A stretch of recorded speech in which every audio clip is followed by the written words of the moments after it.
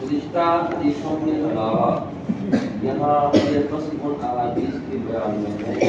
اور صرف آپ کی فضیلت میں وارد ہے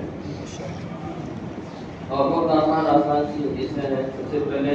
شیخین تقریر کرتے ہیں آخری راجی حضرت ابو ہریرہ رضی اللہ تعالیٰ عنہ، وہ کہتے ہیں سمعت رسول اللہ صلی اللہ علیہ وسلم یقول، میں نے اللہ کے رسول صلی اللہ علیہ وسلم کو یہ بات کہتے ہوئے سنا، من انفق زوجین من شیء من الاشیاء فی سبیل اللہ دعی من ابواب الجنہ یا عبد اللہ ھذا خیر، کہ جس نے اپنی کسی چیز کے دو جوڑے، جس نے کسی چیز کا ایک جوڑا اللہ کی راہ میں خرچ کیا تو وہ جنت کے دروازوں سے بلایا جائے گا، اس کا نام لے کر پکارا جائے گا، یا عبداللہ، اے اللہ کے بندے ھذا خیر، یہ بھلائی کا راستہ ہے۔ فمن قال من الصلاۃ دعی من باب الصلاۃ، جو نمازی ہوگا وہ باب صلاۃ سے پکارا جائے گا، بلایا جائے گا، یعنی اسے اس دروازے سے داخل ہونے کو کہا جائے گا، اور جو مجاہد ہوگا اسے باب جہاد سے بلایا جائے گا، اور جو صدقہ دار ہوگا، صدقے والا ہوگا، اسے باب صدقہ سے بلایا جائے گا، جو روزے دار ہوگا اسے باب الریان سے بلایا جائے گا۔ اس کے بعد حضرت ابو صدیق رضی اللہ تعالیٰ عنہ کہتے ہیں ما علی من دعا من تلک الابواب ضرورا، کہ ان تمام بابوں سے بلانے کی ضرورت کیا ہے، ٹھیک ہے نا، ماں استفامیہ بھی کر سکتے ہیں، نافیہ بھی کر سکتے ہیں، میں ضرورت من زائدہ، ان تمام ابواب سے الگ الگ بلائے جانے کی، یا ان تمام ابواب میں سے کسی ایک سے بلائے جانے کی کیا ضرورت ہے؟ من یدعا فہل من یدعا منہا کلہا احد، کیا کوئی ایسا ہوگا جو ان تمام دروازوں سے بلایا جائے یا رسول اللہ، ان میں سے الگ الگ دروازوں سے بلائے جانے کی کیا ضرورت ہے؟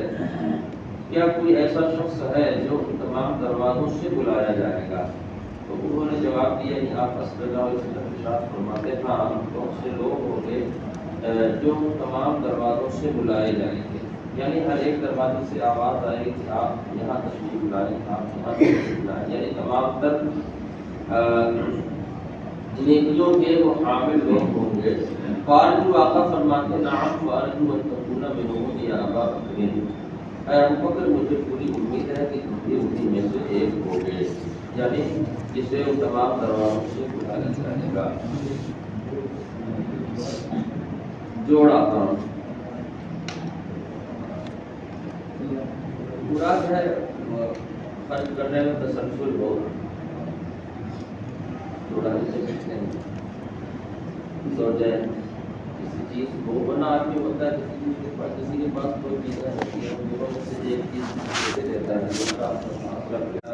نے تفریح کی ہے اور اس کی اسے منسوخ کیا۔ حضرت ابو ہریرہ رضی اللہ تعالیٰ عنہ سے فرماتے ہیں کہ اللہ کے رسول صلی اللہ علیہ وسلم نے ارشاد فرمایا ما انک یا ابا بکر اول من يدخل الجنہ من امتی، اے سنو ابو بکر سنو، تم یقیناً ان لوگوں میں اول ہو جو میری امت کے جنت میں داخل ہونے والے ہیں، میری امت میں جو لوگ جنت میں جائیں گے ان میں تم اولیت کا درجہ رکھتے ہو۔ شیخین حضرت ابو سعید خدری رضی اللہ تعالیٰ عنہ سے تقریر کرتے ہو کہتے ہیں قال رسول اللہ صلی اللہ علیہ وسلم ان من امن الناس علی فی صحبتہ و مالہ ابا بکر، کہ بے شک ابو بکر ان لوگوں میں سے ہیں جنہوں نے اپنی صحبت، اپنی رفاقت اور اپنے مال سے ان پر سب سے زیادہ احسان کیا ہے۔ یہ اللہ کے رسول صلی اللہ علیہ وسلم کا جذبہ احسان شناسی ہے کہ اللہ کے رسول صلی اللہ علیہ وسلم صحابہ کے احسانوں کو بھی یاد فرماتے تھے، ورنہ یہ حضرات اسے احسان نہیں سمجھتے تھے،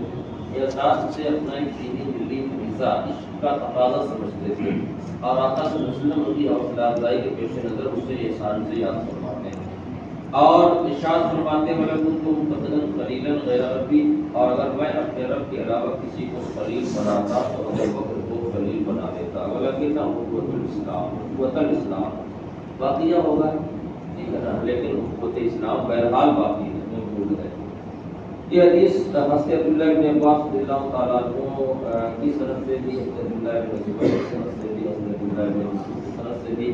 اور حضرت جندب بن عبداللہ کی سند سے بھی حضرت برا بن عازب کی سند سے کعب بن مالک بن عبداللہ بن مالک ابو واقد قیسی ابو المعلیٰ اور حضرت عائشہ حضرت ابو ہریرہ حضرت عبداللہ بن عمر رضی اللہ تعالیٰ عنہ کے قریب سے وقت سند تو طرق فی الاحادیث المتواترہ، احادیث متواترہ میں نے ان کے ان سندوں کا بھی ذکر کر دیا ہے۔ امام بخاری حضرت ابو درداء رضی اللہ تعالیٰ عنہ تحقیق کرتے ہیں اور کہتے ہیں کہ حضرت ابو درداء کو جالسا عند النبی صلی اللہ علیہ وسلم اس اقبل ابو بکر فسلم،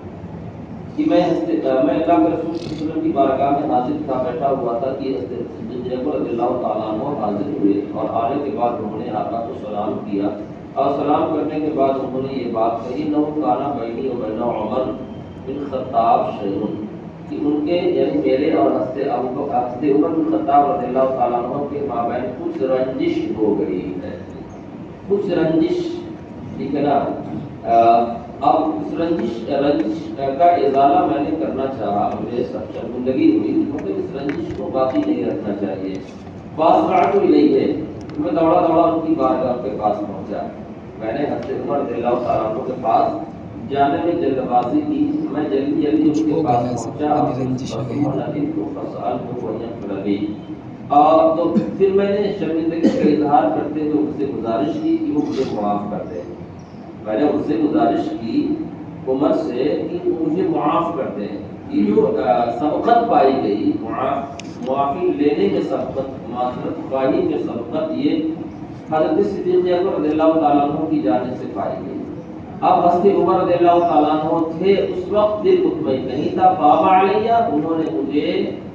معافی دینے سے انکار کر دیا۔ یا رسول اللہ، میں نے معافی مانگی اور عمر نے انکار کر دیا، میں معاف کرنے والا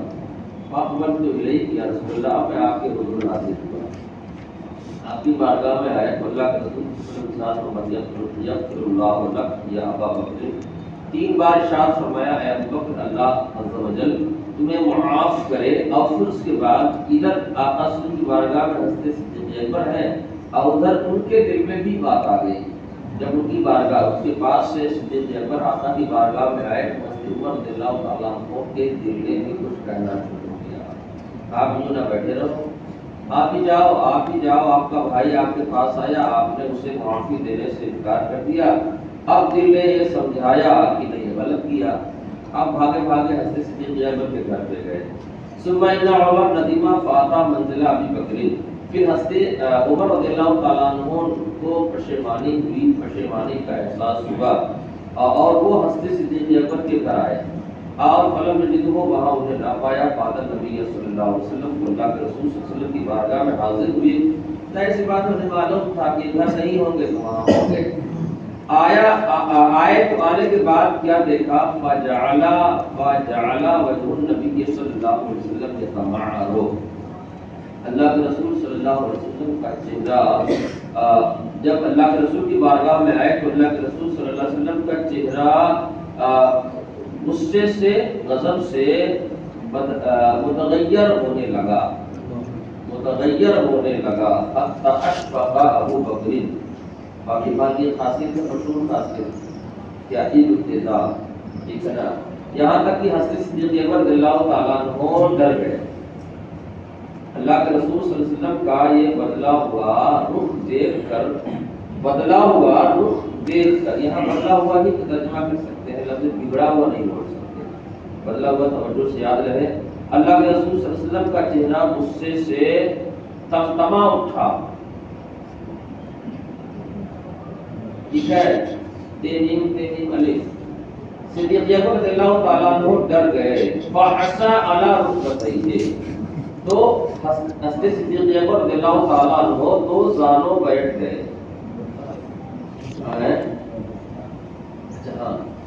فجسا علی رکبتیہ، حضرت صدیق اکبر دو زانوں بیٹھ گئے معافی کے انداز میں، فقال، اور حضرت عمر کو بچانے کے لیے کہ کہیں اللہ کے رسول صلی اللہ علیہ وسلم حضرت عمر کو سنا نہ دیں کوئی سخت بات، ان کے اس مزاج کے مطابق جو انہوں نے میرے ساتھ دکھایا تھا، شکایت تو پہنچ گئی آقا کی بارگاہ میں کہ میں عمر کے پاس گیا تھا اور ان سے معافی مانگی، انہوں نے معافی دینے سے انکار کر دیا، جب حضرت عمر سامنے آئے تو اللہ کے رسول صلی اللہ علیہ وسلم نے کا چہرہ بدلا ہوا میں نے دیکھا کہ یہ ڈرے، اور ڈرنے کے بعد انہوں نے خود جو ہے اپنے کو قصوروار ٹھہرا لیا، رسول اللہ میری غلطی زیادہ تھی، میری غلطی زیادہ تھی، کیوں انہوں نے حضرت عمر رضی اللہ تعالیٰ عنہ کو صحیح و سلامت بچایا اللہ کے رسول صلی اللہ علیہ وسلم کی سرزنش سے۔ فقال یا رسول اللہ، یہ کہتے ہیں یا رسول اللہ واللہ انا كنت اظلم منکم، میں تم سے زیادہ قصوروار ہوں، دو بار انہوں نے کہا۔ فقال النبی علیہ الصلوۃ والسلام ان اللہ، اب اللہ کے رسول صلی اللہ علیہ وسلم نے حضرت صدیق اکبر رضی اللہ تعالیٰ عنہ کی عظمت بیان فرمائی، اللہ بعثنی الیکم فقلت صدقت، اللہ جل نے مجھے تمہارے بیچ مبعوث فرمایا کہ تم نے مجھے جھٹلایا، اور ابو بکر نے صدقتا میری تصدیق کی، وواصانی بنفسہ ومالہ، اور انہوں نے اپنی رفاقت پر اپنے مال سے میری ہمکاری کی۔ فہل انتم تارکون لی تارکو لی صاحبی، کیا تم میرے اس دوست کو چھوڑ دو گے؟ مرتين، دو مرتبہ آقا صلی اللہ علیہ وسلم نے ارشاد فرمایا فما اوذی بعدھا، اب اس کے بعد انہیں کوئی تکلیف کبھی کسی کی جانب سے نہیں دی گئی۔ ابن ابی عبداللہ ابن عمر رضی اللہ تعالیٰ عنہ کی حدیث سے اسی جیسی بات روایت کرتے ہیں، اور اضافہ ہے فقال رسول اللہ صلی اللہ علیہ وسلم، اضافہ اتنا ہے لا تؤذونی کساحری فإن اللہ بعثنی بالوضاء ودین الحق فقلتم صدقت، وقال ابو بکر صدقت ولولا ان اللہ سماه صاحبا ہے نا قرآن مقدس میں، لاتخذته خلیلا ولکنہ قوت الاسلام، اللہ تعالیٰ نے میرے اس دوست کے معاملے میں تم مجھے کوئی تکلیف نہ دو، کیونکہ اللہ عز و جل نے مجھے ہدایت اور دین حق کے ساتھ مبعوث فرمایا کہ تم نے میری تکلیف کی اور ابو بکر نے میری تصدیق کی، اور اگر اللہ تعالیٰ نے ان کا نام صاحب نہ رکھا ہوتا تو میں انہیں اپنا خلیل بنا لیتا، لیکن اخوت اسلام بہرحال باقی ہے۔ اس کے بعد اسلامی رشتہ، لفظ کوئی خلیل کے خلیل نہیں بنا سکتا، کیونکہ اللہ کو میں نے اپنا خلیل بنا دیا۔ اور اس یقول لصاحبہ میں صاحب سے مراد حضرت صدیق رضی اللہ تعالیٰ عنہ، جو اللہ کے رسول صلی اللہ علیہ وسلم کی صحابیت صحابیت ہے۔ ایک اور واقعہ ملاحظہ فرما لیں، ابن عساکر اس کے مقدام سے روایت کرتے ہیں، تخریج کرتے ہیں کہ کہتے ہیں استبا عقیل بن ابی طالب و ابو بکر، یہ حضرت عقیل بن ابو طالب اور ابو بکر کے درمیان معمولی سا جھگڑا ہو گیا، ٹھیک ہے نا، اسے گالی گلوچ نہیں کہہ سکتے، معمولی سا جھگڑا ہو گیا۔ اب ہوتا کیا ہے کہ جب عربوں میں جھگڑا ہوتا تھا تو وہ ایک دوسرے کے نسب پر حملہ آور ہوتے تھے، اور نسب کی جو کمیاں ہیں ان کمیوں کو بردستہ کہہ دیا کرتے تھے، اور کہے گا کون؟ جو نسب کی معلومات زیادہ رکھے گا۔ وکانا ابو بکر نصابا، حضرت ابو صدیق رضی اللہ تعالیٰ عنہ بہت بڑے ماہر نسب تھے، نسب کی بہت بڑی جانکاری تھی۔ غیر انہ تحرج من قرابتہ من النبی صلی اللہ علیہ وسلم، مگر انہوں نے ان کی اللہ کے رسول صلی اللہ علیہ وسلم کی ذات سے قرابت کا خیال کیا، فاعرض عنہ، اور انہیں چھوڑ دیا، یعنی کوئی جواب فاعرض عنہ، اور ان کا کوئی جواب انہیں نہ دیا۔ وشکا الی النبی صلی اللہ علیہ وسلم،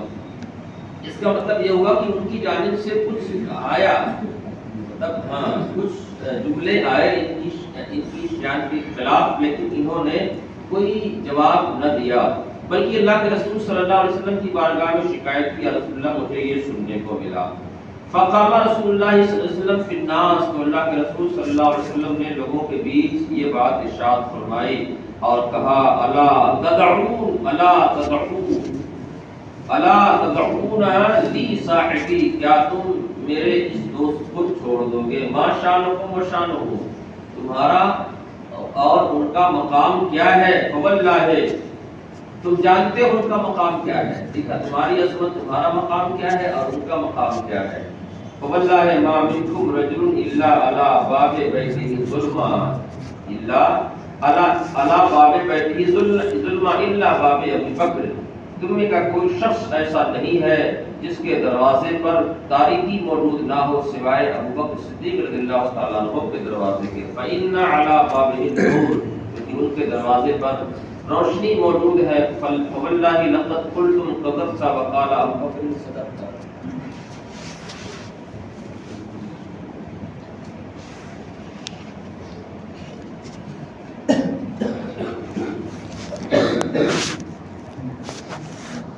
وجاءتنی بمالہ وخذلتنی وباطنی وطبعنی،